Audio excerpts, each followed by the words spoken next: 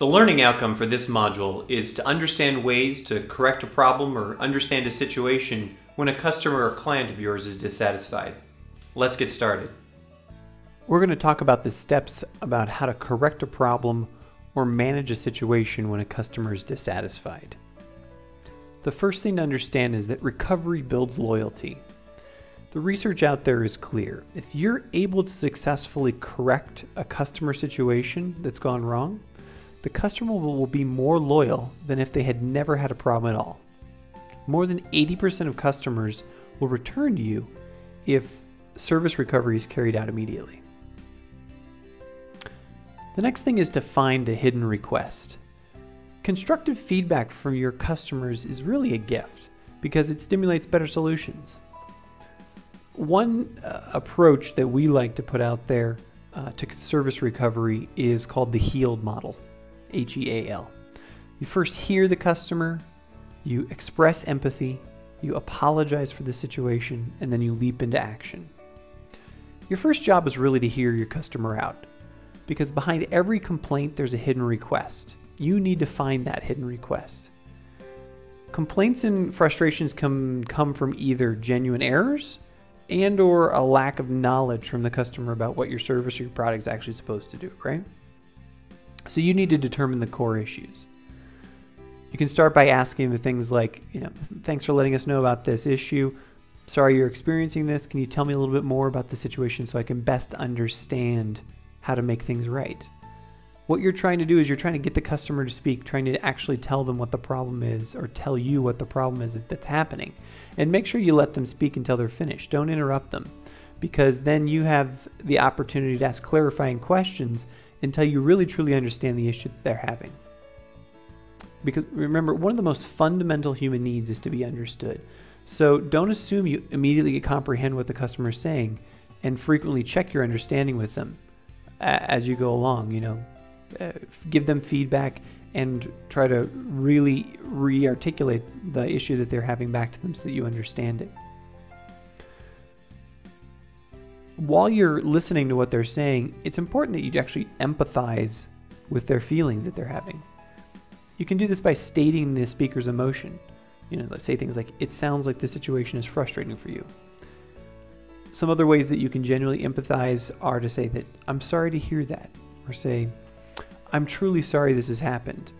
Or you could say something like, that must have been very upsetting for you. Next, make sure that you apologize when it's appropriate. It's not always appropriate to apologize, but when it is, you should. When you have heard the customer and you've legitimized their feelings through empathizing with them, you should take responsibility for the issue, even if it's the customer's fault. Again, you can say things like, I'm very sorry about the situation. We could have done much better than that. We accept the responsibility for the frustration you're having. And you really should try to be genuinely sorry about this. This isn't lip service. This is you talking with the person who, provides revenue for your organization. You really need to be concerned about this. And then you need to say something like, I'm going to do everything I can to make this situation right for you. And take a few minutes to understand what outcome would make things right for them. You can specifically ask them, say, what can I do to address this situation? Or what can I do to make things right for you? And offer them some options. Then agree on a solution with them. And make sure that once you've agreed on that solution, restate it to them and make sure that you've got it right. Finally, make sure you leap into action. You actually want to fix the issue and fix it quickly. You want to work together with the customer if possible. If it's not possible to work together with them, you want to keep them updated on the progress. And you want to create a plan to really quickly resolve the issue. And then, you can conclude the conversation with the individual by saying something like, thank you again for sharing this important feedback with me. Again, I'm so sorry this happened. I thank you for being open to us and making things right. And is there anything else I can do for you? Don't end the interaction with the customer until their concerns have been addressed. The only reason that you might end the interaction, if it's a phone call or something like that, is if you need to research some information, you need to go get approvals or something like that. But make sure that you always set a clear timeline for when you'll contact the customer again, and restart the conversation and make sure that you take it all the way through the end.